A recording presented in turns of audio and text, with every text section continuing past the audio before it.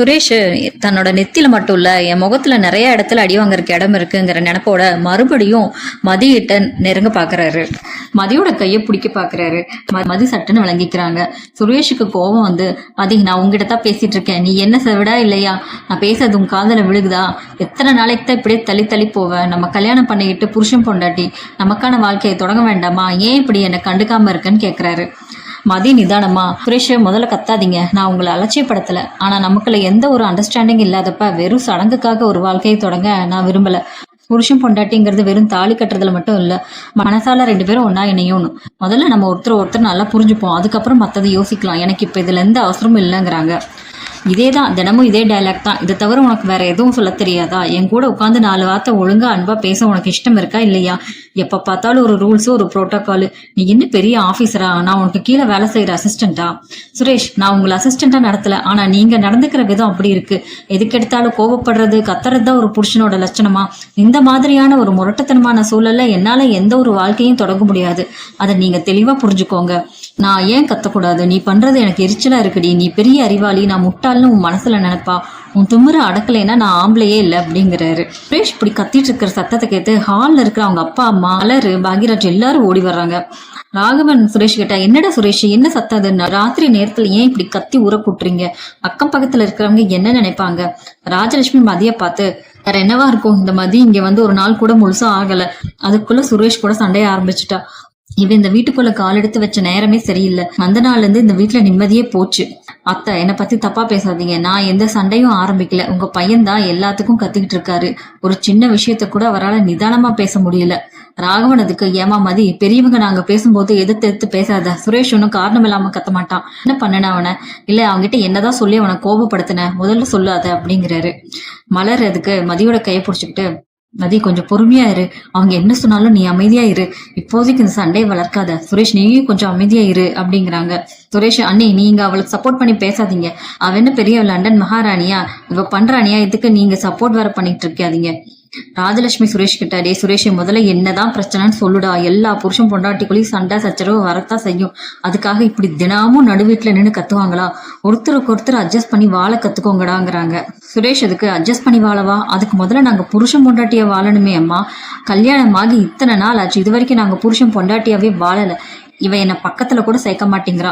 எல்லாரும் அதிர்ச்சியில வாயடிச்சு போய் நிக்கிறாங்க. ராஜலட்சுமி ராகவனும் மதிய ஒரு மாதிரியே பாக்குறாங்க. சுரேஷ் மதிய பார்த்து, இவ ஒரு புரோட்டோகால் ப்ளீஸ், தொட்டதுக்கெல்லாம் ரூல்ஸ் போடுவா. அதை அங்க வைக்காத, இதை இப்படி எடுத்து போடு, இது இப்படி பேசாத, எனக்கு டைம் வேணும்னு பேசுற ஒவ்வொரு வார்த்தையிலையும் அப்படி ஒரு திமிரு, அப்படி ஒரு கர்வம். இந்த உலகத்திலேயே இவ மட்டும்தான் ஒழுக்கமானவ மாதிரியும் மத்தவங்களையெல்லாம் தப்பு பண்ற மாதிரியே பேசுவா. இவளோட இந்த எரிச்சல் ஊட்டுற குணம் எனக்கு கொஞ்சமும் பிடிக்கல. அந்த தங்கராஜ் மாமா என்னை கட்டாயப்படுத்துறதுனாலதான் எனக்கு இஷ்டமே இல்லாம இந்த அகங்காரம் பிடிச்சவள நான் கல்யாணம் பண்ணிக்கிட்டேன். மதிக்கு பயங்கர கோவம் வந்துருது. சுரேஷ், நிறுத்துங்க, நம்மளோட பர்சனல் விஷயத்த, பெட்ரூம் ரகசியத்தை இப்படி எல்லாரும் முன்னாடியும் பேசி என்ன அசிங்கப்படுத்த உங்களுக்கு என்ன உரிமை இருக்கு? நீங்க ஒரு சுயபுத்தி இல்லாத முட்டாள், மத்தவங்க சொல்றது கேட்டு ஆடுற ஒரு மூளை இல்லாத மனுஷன். நீங்க உங்களை மாதிரி ஒருத்தருக்கு மனைவியா வர்றதுக்கு நான் கொடுத்து வச்சிருக்கணும்னு நினைக்கிறீங்களா அப்படின்னு கேக்குறாங்க. ஆத்திரத்துல சுரேஷ் என்னடி சொன்னு கத்திக்கிட்டே ஓங்கி மதியோட கணத்துல பலார்னு அரைச்சிடுறாரு. எல்லாரும் சுரேஷன் கத்துறாங்க. மதி ஒரு செகண்ட் அதிர்ச்சியில உரையிறாங்க. அடுத்த நொடியே மின்னல் வேகத்துல மறுபடியும் சுரேஷோட கணத்துல பலமா பலார்னு மதி அரைஞ்சிடுறாங்க. ஹால்ல அப்படியே மயான அமைதி நிலவுது. சுரேஷ் என்னடா நடந்துன்னே புரியாம கண்ணத்தை புடிச்சிட்டு நிக்கிறாரு. ராகவன் ஆவேசமா, என்ன திமிரடி உனக்கு? ஒரு பொம்பளை புருஷனையே கை நீட்டி அடிக்கிறியா? என்னடி குடும்பம் இது? உப்பா இதைதான் உனக்கு சொல்லி கொடுத்தானான்னு கேக்குறாரு. ராஜலட்சுமி கத்தி கூச்சல் போட்டு, பாத்தீங்களா, புருஷன் அடிக்கிறா, இவெல்லாம் ஒரு பொம்பளையா? இவளை இந்த வீட்டுல வச்சிருக்கவே கூடாது. இவளோட திமிரை இன்னைக்கு அடக்கலைன்னா நம்ம குடும்பம் மானமே போயிடும். முதல்ல அவங்க அப்பனா ஆத்தாலையும் வர சொல்லுங்க, நாயத்தை கேட்கலாம் அப்படிங்கிறாங்க. போன் பண்ணி மதியோட அப்பாவையும் அம்மாவையும் வர சொல்றாங்க. மதியோட அப்பா வந்து, என்ன ஆச்சு மாப்பிள்ள, என்ன விஷயம்? ராத்திரி நேரத்துல இப்படி அவசர அவசரமா போன் பண்ணி வர சொல்லியிருக்கீங்க. மதிக்கு எதுவும் உடம்பு சரியில்லையா? உங்க பொண்ணுக்கு உடம்பெல்லாம் ஒன்னும் குறைச்சல் இல்ல, அவளோட திமிருக்கு தான் இங்க குறைச்சல். உங்க பொண்ணு செஞ்ச காரியத்தை நீங்களே கேளுங்க. என் பையன் சுரேஷ் இவ எல்லாருக்கும் முன்னாடி வச்சு பலார்னு கணத்துல அடிச்சிருக்கா. ஒரு போலீஸ் ஆபீசர் கூட பார்க்காம கையை நீட்டி இருக்கா. மதியோட உங்க அம்மா, மதி என்னம்மா இது, நிஜமாவா? நீ ஏன் இப்படி பண்ணன? சுரேஷுடனே, பாருங்க மாமா, இவ கூட இனிமே என்னால ஒரு நிமிஷம் கூட வாழ முடியாது. இவளுக்கு கொஞ்சமாவது புத்தி இருக்கா, அறிவு இருக்கா? எந்த ஒரு ஆம்பளையாவது இவ மாதிரி ஒரு பொம்பளை கூட வாழ முடியுமா? அப்பதுக்கெல்லாம் ரூல்ஸ் பேசுறா. சின்ன விஷயத்துக்கு கூட தேவையில்லாம போலீஸ் ஸ்டேஷன் வரைக்கும் போய் கம்ப்ளைண்ட் கொடுப்பா. இப்ப என்னையே கை நீட்டி அடிச்சிருக்கா. என்ன அடிக்க இவளுக்கு எவ்வளவு தைரியம் அப்படிங்கிறாரு. ராஜலட்சுமியும், இங்க பாருங்க, உங்க பொண்ணை நீங்களே இப்பவே கையை பிடிச்சி கூட்டிட்டு உங்க வீட்டுக்கே போயிடுங்க. எங்களுக்கு இவ வேண்டாம். எப்படி வளர்த்து வச்சிருக்கீங்க உங்க பொண்ணை? ஒரு நல்ல ஒழுக்கமும் இல்லாம வீட்டுல யாருக்கும் மதிப்பு கொடுக்கறது கிடையாது, பெரியவங்களுக்கு மரியாதை கொடுக்கறது கிடையாது. எப்ப பார்த்தாலும் புருஷன் கூடயும் மாமனார் மாமியார் கூடயும் சண்டை போட்டுக்கிட்டே இருக்கா. இவளுக்கு குடும்ப வாழ்க்கை நடத்த இஷ்டம் இல்லைன்னா அப்புறம் எதுக்காக கல்யாணம் பண்ணிக்கிட்டா? இவ என்ன இந்த நாட்டு மகாராணியா? எப்பவும் அதே திமிர்ல தான் திரியுறா. ராஜலட்சுமி விடாம, நாங்க இந்த கல்யாணத்துக்கு உங்ககிட்ட இருந்து எந்த ஒரு வரதட்சணையும் வாங்கல, கல்யாண செலவை கூட நாங்க பகிர்ந்துக்கல, நாங்களே எல்லாத்தையும் பார்த்து பார்த்து செஞ்சவங்க. அவ்வளவு ஏன் இவ எங்களை போலீஸ் ஸ்டேஷன் வரைக்கும் கூட்டிட்டு போய் அலக்கழிச்ச பிறகும் நாங்க பெருந்தன்மையா இவளை ஏத்துக்கிட்டோம். வேற இந்த குடும்பம் மாதிரி இவ மாதிரி பொம்பளையே வீட்டுக்குள்ள சேர்த்திருக்கோமா? தான் நாங்க பெரிய மனசு பண்ணி வச்சிருந்தா எங்களுக்கு விபூதி அடிக்க பாக்குறா அப்படிங்கிறாங்க. ராகவனும், ஆமா, அங்க எவ்வளவு லீனியன்ட்டா இருந்தோன்னு உங்களுக்கு தெரியுமா? எங்க குடும்ப கௌரவம் என்ன, சொத்து மதிப்பு என்ன, உங்க அந்தஸ்துக்கும் என் பையனை நாங்க கல்யாணம் பண்ணி வச்சதே பெருசு. ஆனா உங்க பொண்ணு எங்க தலையில மிளகா இருக்க பாக்குது. அவ்வளவு நேரமும் அமைதியா அனைத்தையும் கேட்டுட்டு இருக்காரு மதியோட அப்பா. நிறுத்துங்க ராகவன், நிறுத்துங்க ராஜலட்சுமி. இது வரைக்கும் நீங்க பேசின அசிங்கமான வார்த்தை எல்லாத்தையும் நான் பொறுமையா கேட்டுக்கிட்டு இருந்தேன். ஏன்னா என் பொண்ணு வாழ வந்த இடம்னு ஒரு மரியாதை இருந்தது. ஆனா இனிமே இங்க பேசுறதுக்கு எதுவுமே இல்லை. மாப்பிள்ள சுரேஷ், என் பொண்ணு உங்களை அடிச்சது மட்டும்தான் உங்களுக்கு தெரியுதா? உங்க கன்னத்துல விழுந்த அடி மட்டும்தான் வலிக்குதா? ஆனா அவ ஏன் அடிச்சான்னு உங்க புத்திக்கு தோணலையா? முதல்ல என் பொண்ணு மேல யார் கைய வச்சது? நீங்க தானே. மகனை பெத்தவங்களே, உங்க பையன் என் பொண்ணு அடிக்கும் போது உங்களுக்கு எல்லாம் இந்த நியாயம் எங்க போச்சு? அப்ப உங்க வா ஏன் திறக்கல? ராகவனதுக்கு அது அவ புருஷன், தப்பு பண்ணா தட்டி கேட்கவும் அடிக்கவும் புருஷனுக்கு உரிமை இருக்கு. அதுக்காக பொண்டாட்டி திருப்பி அடிக்கலாமா? மதியோட தந்து அதுக்கு, என்னது புருஷனா? உரிமை இருக்கா? என்ன ராகவன் நீங்க? நாம என்ன இன்னும் பழைய காலத்திலேயே வாழ்ந்துட்டு இருக்கோம்? புருஷன் அடிச்சா பொம்பளைய வாங்கிட்டு சும்மா அழுகணும்னு நினைக்கிறீங்களா? அந்த காலம் எல்லாம் எப்பவும் மலையேறி போச்சு. இன்னைக்கு இருக்கிற பெண்களுக்கு சுயமரியாதை அதிகம், ஆண்களுக்கு நிகரான சம உரிமை இருக்கு. உங்க பையனுக்கு கோவம் வந்தா அடிக்கலாம், ஆனா என் பொண்ணுக்கு கோவம் வந்தா வாங்கிக்கணுமா?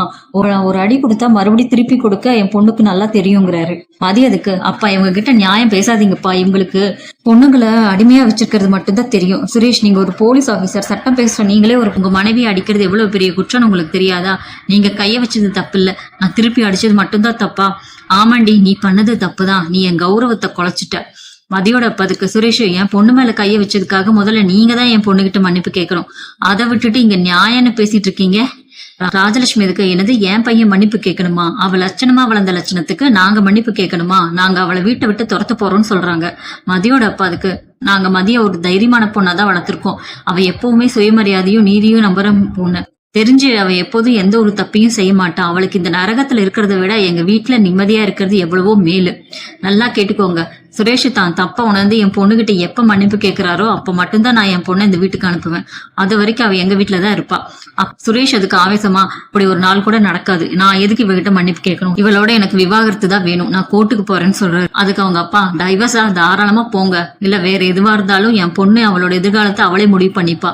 அவ ஒன்னும் அனாதை இல்லை. ஏன்னா நாங்க ஏற்கனவே அவசரப்பட்டு இந்த சமூகத்துல உங்க குடும்பத்தை பத்தி எந்த ஒரு தீவிர விசாரிப்பும் செய்யாம உங்களை மாதிரி ஒரு பையனுக்கு என் பொண்ணை கல்யாணம் பண்ணி வச்சது மிகப்பெரிய தப்பான முடிவு எடுத்துட்டோம். உங்ககிட்ட பணம் மட்டும்தான் இருக்கு ராகவன், ஆனா உங்க குடும்பத்துல நல்ல குடும்பத்துக்கான பண்போ குணமும் கிடையாது. பொண்ணுங்களை அடிமையா நடத்துற ஒரு மோசமான குடும்பம் உங்க குடும்பம். எனக்கு என் பொண்ணு மதி, அப்பா எனக்கு இந்த கல்யாணம் வேண்டாம்ப்பா, அவசரப்படாதீங்க, இவங்க குடும்பம் நமக்கு சரிப்பட்டு வராதுன்னு சொல்லி அழுதுகிட்டே கெஞ்சினா. ஆனா நாங்க தான் அவளோட பேச்ச கேட்காம இந்த தப்பான முடிவெடுத்து பந்தத்துக்குள்ள அவளை வலுக்கட்டாயமா தள்ளி விட்டோம். நாங்க செஞ்ச தப்புக்கு என் பொண்ணு இப்ப தண்டனை அனுபவிச்சுட்டு இருக்கா. ஆனா இனிமே அப்படி நடக்காது. இதுக்கு மேல எடுக்க வேண்டியது எல்லாமே என் மகளோட முடிவு மட்டும்தான். அவளோட சுயமரியாதையை அடகு வச்சு இங்க வாழ வேண்டிய அவசியம் அவளுக்கு இல்ல. நான் இப்ப என் பொண்ணை என் வீட்டுக்கு கூட்டிட்டு போறேன். இதுக்கு மேல நீங்க என்ன வேணாலும் பண்ணிக்கோங்க. கோர்ட்டுக்கு போறீங்களா போங்க, போலீஸுக்கு போறீங்களா போங்க, உங்களால எங்களை மிரட்டவோ பயமுறுத்தவோ முடியாது. வாமா மதி, உன்னுடைய திமிரும் கர்வமும் தான் உன்னோட ஆயுதம், அதை யாருக்காகவும் விட்டு கொடுக்காத, கிளம்பு அப்படிங்கிறாங்க. அழகுமதியும் அவங்க அப்பா அம்மாவோட கம்பீரமா நீர் சிந்தாம அந்த வீட்டை விட்டு வெளியேறாங்க. சுரேஷோட குடும்பமும் சுரேஷும் அவமானத்திலையும் அதிர்ச்சியிலையும் உறைஞ்சு போய் நிக்கிறாங்க.